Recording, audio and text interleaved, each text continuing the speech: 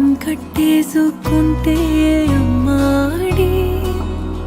ఇంకా కల్లోనే ఉన్నా అమ్మాడి ఈ మాటే అంటూ